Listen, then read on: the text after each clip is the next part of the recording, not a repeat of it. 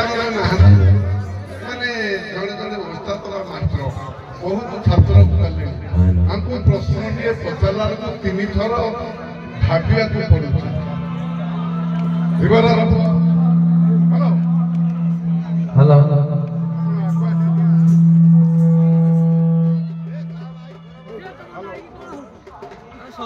Hello Das ରଜାକୁ ଡକାଇ ପ୍ରଭୁ ଭଗବାନ ଜାଲ ଗୋଟିଏ ତୁମ ହସ୍ତେ କଲେ ସମର୍ଥ ଜାଲ ପାଇନି କହିବ ତ ହୋଇଲ ଦୁଃଖିତ ନେବି କି ନ ନେବି ମନେ ବହୁତ ଚିନ୍ତିତ।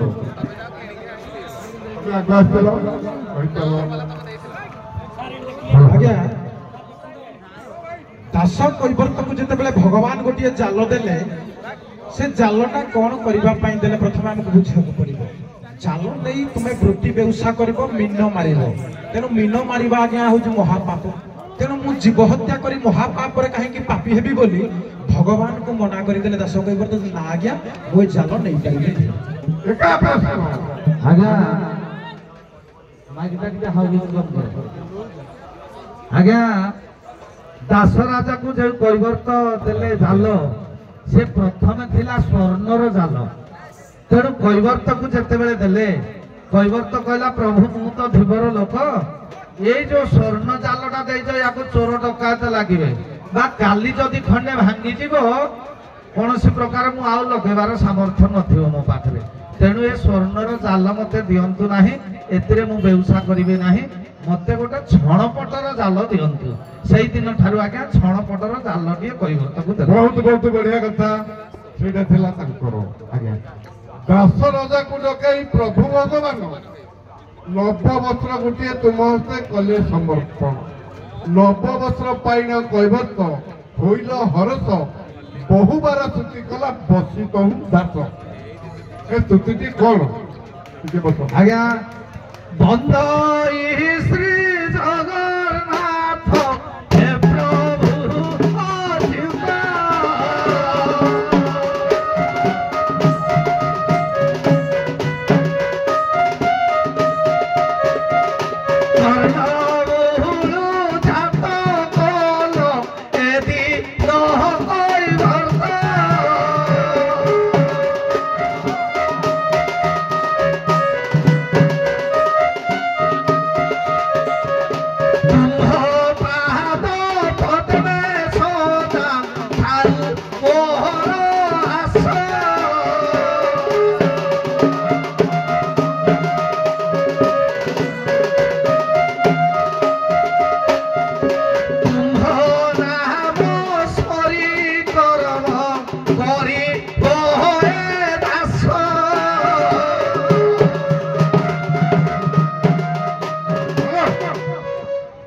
ଆପଣ କଣ ଜାଣିଛନ୍ତି? ହରି ଜୟ ଜୟ ଜଗନ୍ନାଥ ପତିତ ପାବନ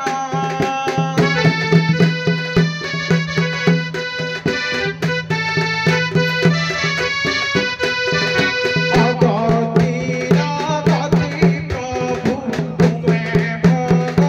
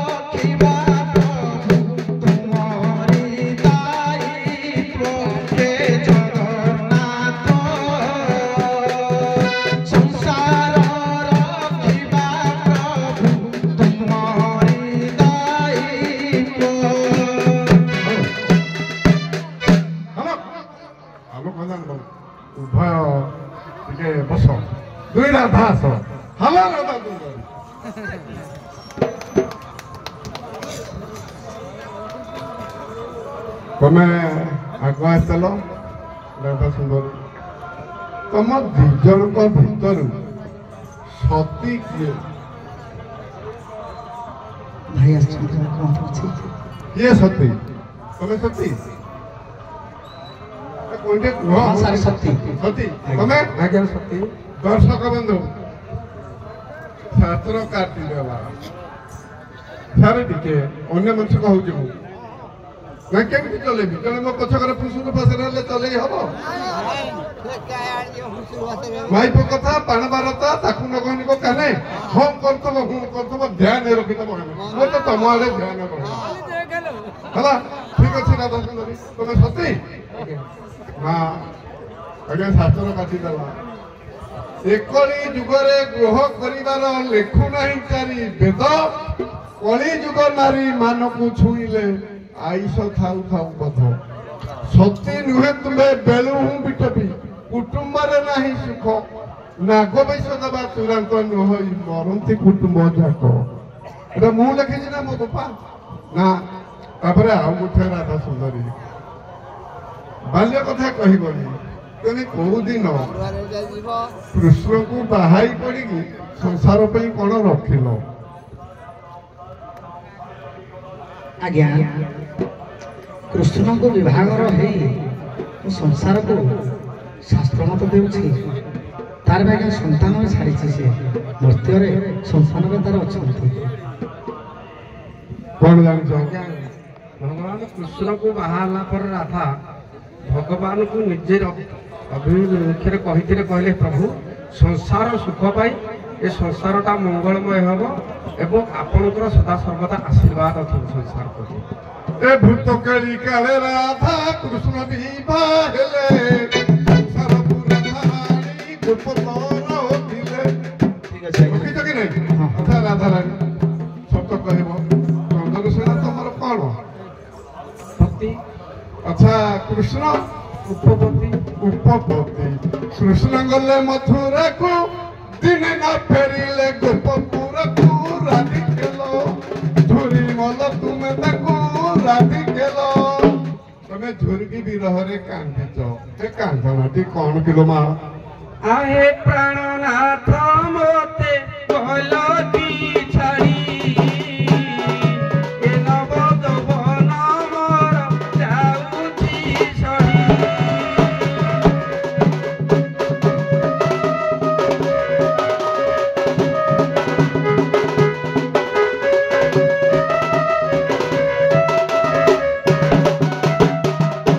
আহে প্রাণনাথ সতে কল কি ছাড়ি পঞ্চশর মারু অছি ঘড়ি কি ঘড়ি।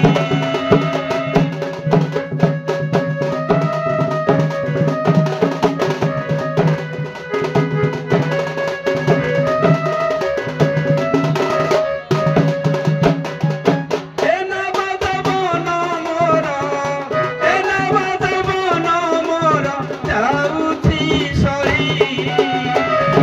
আরে প্রাণনাথ মতে কল কি ছাড়ি।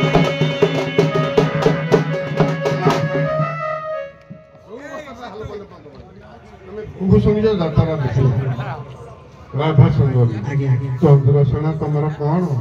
ଆଜ୍ଞା ସେ ମୋର ପତି। ତମର ପତି। ଆଜ୍ଞା ଆଜ୍ଞା ଏକ ଗୋଷ୍ଠକୁ ଯିବି ଗାଇକି ଦୁହିବି ରାଧିକେଲ ଶିକାବାର ସଜ କର ରାଧିକେଲ। ହଁ ଆଜ୍ଞା ରାତ୍ର ପାହିଲା ଯେ ହଟାଇଗ ଶିଖା ବାହାରି ଜାଣ ଶିଖା ବାହାରି ଜାଣ।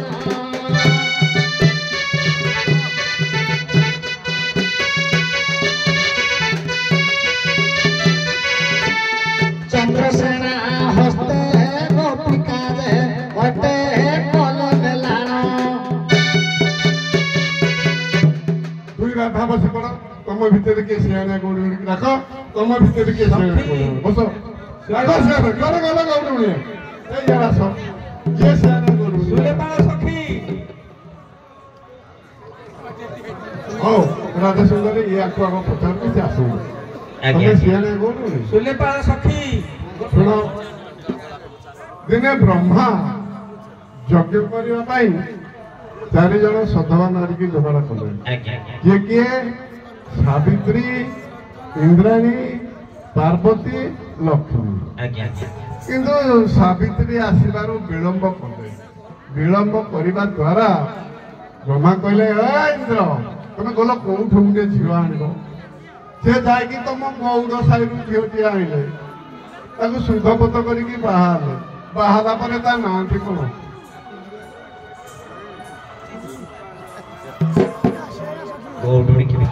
ମୁଁ କହୁଛି ଗରୁଣିଆ କଣ ଚାଷୁଣୀ କଥା କହୁଛି ତୁ ତ ଗରୁଣିଆ ଜାଣିଛ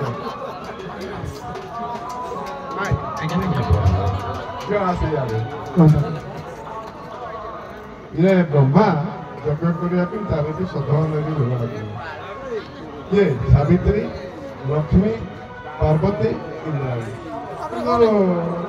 ସାବିତ୍ରୀ ଆସିବା ଡେରି କରିବାରୁ କହିଲେ ଇନ୍ଦ୍ର ତାର ଗୋଟେ ଝିଅଟି ଆଣ କୁଆର ନ ପାଇକି ଯାଇକି ତମ ଗୌରୀ ଶାଢ଼ୀ ପଶିକି ଝିଅଟି ଆଣିବା ତାକୁ ଶୁଦ୍ଧପୂତ କରିକି ବାହାଇ ପଡ଼ିବ ବାହାଇ ପଡ଼ିଲା ପରେ ତା ନାଁଟା କଣ ଦେବେ ଗାୟତ୍ରୀ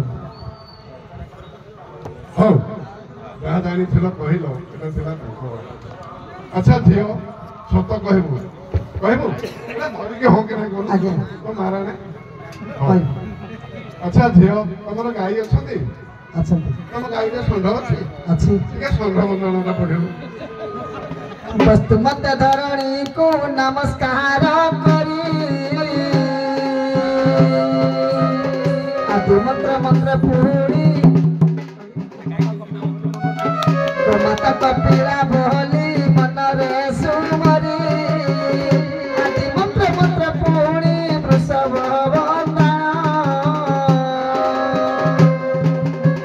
ସତୃଷିତ ଧୂମା ବାଣ କରି ଠିକ ଅଛି ଝିଅ ତମେ ଯୋଉ ଗୋପରୁ ମଥୁରାକୁ ଗଲ କଣ କଣ ବିକି ନେଲ ଆଜ୍ଞା ଦଧି ଦୁଗ୍ଧ ଛେନା ମାନେ ଦହି କ୍ଷୀର ବିକି ନେଇଛ ଆଜ୍ଞା ଆଚ୍ଛା ଝିଅ ଯଦି ଦହି ବିକିଲ କୋଉଠୁ ପାଇଲ ମହି ଯେ ବସେଇଲ ଦହି ଆଜ୍ଞା ଦେଖନ୍ତୁ ଆଜ୍ଞା ଦେଖନ୍ତୁ ଗୋଲକମଇଠୁ ଦହି ମହି ପାଇପାରିଲେ କୁଆଡ଼େ ଆଉ ଯିବାନି ତମକୁ ଏ ଚିରାକାର ସେ ତ ବିନ୍ଦୁ ଅଟଇ ଯେ ମହି ଏ ଗୋମତୀ ରାଧାଙ୍କୁ ଦେଲେ ଏ ତୁଆନ ନାହିଁ ଏ ଆଗେ ଦହି ପଛେ କ୍ଷୀର କହିଲି ଦଧି ତ ଆଗ ଗାଈ ଚିରରେ ଥିଲା ବାଛୁରୀ ପିଇବା ପରେ କ୍ଷୀର ପିଉଛି।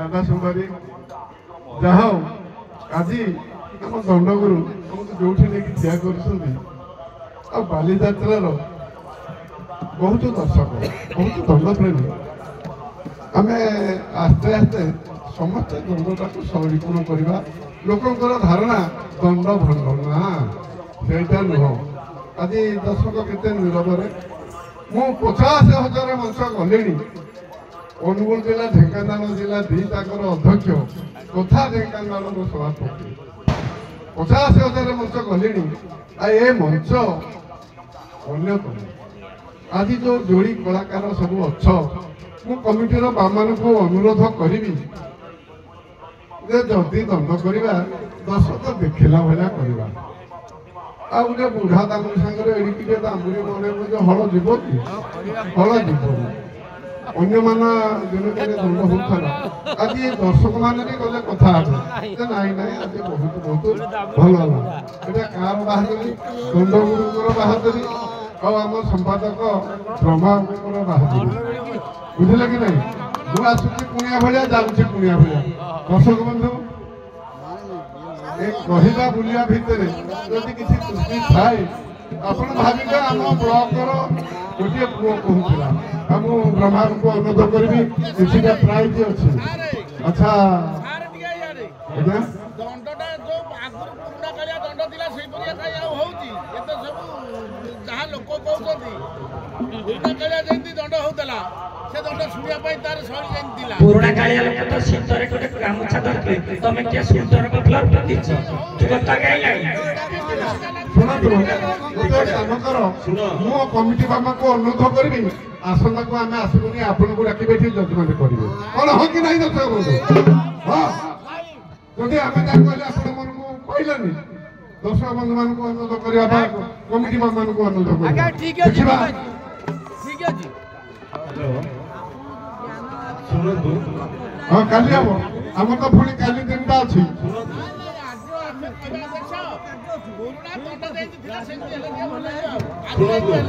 ଆମେ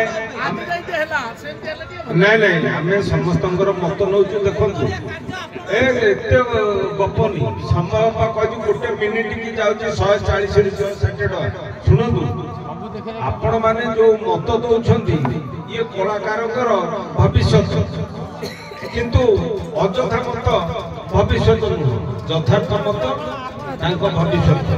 ଶୁଣନ୍ତୁ ଆଜି ଯୋଉ ଆମର 2 ଦଳ ଶିବ ବିବାହ କଲେ, ଯୋଉ ବଦଳରେ ରାଧା ନାବିକ ହେଲେ, ଅନେକ ଦଳର ଦଣ୍ଡୁଆ ବସିକି ଦେଖୁଛନ୍ତି ଯୋଉ କାଷ୍ଟିଂକି, ସେ ଦେଖିକି ମତ ଦଉଛନ୍ତି ଯେ ଆଜ୍ଞା ଆମ ଭାଗ୍ୟରେ କଣ ଏମିତିଆ ମଞ୍ଚ ଦିନ ଆସିବନି।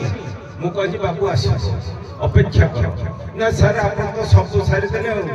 ହଉ ଠିକ ଅଛି। ଶୁଣନ୍ତୁ ନାୟକ ସାର୍, ଯଦି ଦର୍ଶକ ଚାହୁଁଛନ୍ତି ପୁରୁଣା ଢାଞ୍ଚାରେ, ମୋର ଅନୁରୋଧ କାଲି ପୁରୁଣା ଢାଞ୍ଚାରେ ଚାଲିବ, କାଲି ପୁରୁଣା ଢାଞ୍ଚାରେ ଚାଲିବ। ଆପଣମାନେ ବହୁ ସଂଖ୍ୟାରେ ରୁଣ୍ଡ ହୁଅନ୍ତୁ, ଆପଣଙ୍କ କଥା ଆମେ ରଖିବୁ। କିନ୍ତୁ ଶାସ୍ତ୍ରରେ ଗୋଟିଏ ପଦ ଲେଖିଲା ଯେ କୁହନ୍ତି ଯେତେ ନୁହନ୍ତି ସେତେ ଚଟୁପରି ତାଙ୍କ ଗୁଣ, ଚଟୁକି ଜାଣେ ତିରଣ ଶୁଣ ଘୋଟି ଘୋଟି କାରଣ। ହଁ କି ନାଇଁ? ଧର ତମ ହଉ କଙ୍ଗେଲର ଅଲେଖ ମଳିକି ଜଣେଇଛନ୍ତି ତାଙ୍କର ଗୋଟେ ସାଇକେଲ ଚୋରି ହେଇଛି। ଯଦି କୌଣସି ଭାଇ ପାଇଛନ୍ତି ଦୟାକରିକି ତାକୁ ଦେଇ ଦିଅନ୍ତୁ। ବୁଢା ନାବିକ ମହୁଲ ବେଳକୁ ଖଟକୁରାର ମାନସ 20 ଟଙ୍କା ପୁରସ୍କୃତ କରିଛନ୍ତି। ପ୍ରସ୍ତାବ ରଖିଛନ୍ତି 2 ଦଳ ଆଗରୁ ଏଭଳି ନୃତ୍ୟ ପରିବେଷଣ କରିଦେଲେ ଭଲ ଲାଗିଥାନ୍ତା। ଆଜିଠାରୁ ଆପଣମାନେ ଶପଥ ନିଅନ୍ତୁ ଅତ୍ୟାଧୁନିକ ଢଙ୍ଗରେ ଦଣ୍ଡ ନୃତ୍ୟ ପରିବେଷଣ କରିବାକୁ। ତତ୍ ସହିତ ସୁଶାନ୍ତ ସାହୁ ଖୁରୁସିଆ ଆରେ ବାଇବର ସ୍ୱରରେ ମହୁଲପାଳର ନାବିକକୁ 20 ଟଙ୍କା ପୁରସ୍କୃତ କରିଛନ୍ତି। ସେ ମହାଶୟ ଅନୁରୋଧ ରଖିଛନ୍ତି ଆଗକୁ ଢେଙ୍କାନାଳ ଜିଲ୍ଲାର ଗର୍ବ ଗୌରବ ବଢାନ୍ତୁ। ଆଉ ଅନେକ କଳାକାର ବହୁ ମତ ଦେଲେଣି, କହିଲେଣି। ଆପଣମାନେ ଯୋଉ ମତ ଦଉଛନ୍ତି 100ରୁ 2 ଜଣ। ହଉ ଠିକ ଅଛି। ନିର୍ମଳ ସାହ ଆଜି ଆମ ଢେଙ୍କାନାଳ ଜିଲ୍ଲାର ଗର୍ବ ଗୌରବ ଦଣ୍ଡ ଗୁରୁ, ସେ ଯୋଉ ଖୁବ୍ କମ ସମୟ ଭିତରେ ଯୋଉ ଢଙ୍ଗରେ ଦଣ୍ଡକୁ ଶିବ ବିବାହ ନାବକ କାଳି ଯୋଉ ପ୍ରଦର୍ଶନ କରେଇଲେ, ଆପଣଙ୍କୁ କେମିତି ଲାଗିଲା କୁହନ୍ତୁ। କାହିଁକିନା ବର୍ତ୍ତମାନ ଆପଣ ଆଉ କୌଣସି ଦଳର ନୁହଁ, ସର୍ବଦଳୀୟ ତରଫରୁ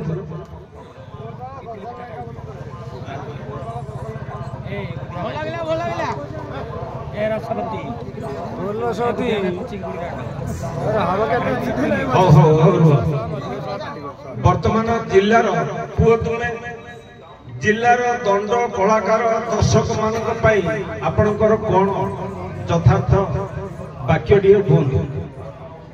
ସମସ୍ତଙ୍କୁ ମୋର ଅନ୍ତରର ଗଭୀରତମ ପ୍ରଦେଶରୁ ନମସ୍କାର। ଏ ଅନୁଷ୍ଠାନର କର୍ମକର୍ତ୍ତା ସମସ୍ତ ଗୁରୁଜନ ମାନଙ୍କୁ ମଧ୍ୟ ମୋର ନମସ୍କାର, ତଥା ଉପସ୍ଥିତ ଥିବା ଆମ ବାଜି ରାଉତ କଳାକାର ସଂଘର ସଭାପତି ମହୋଦୟ, ସମ୍ପାଦକ ମହୋଦୟ, ଉଭୟଙ୍କୁ ମୋର ଅନନ୍ତ କୋଟିବାର ପ୍ରଣାମ।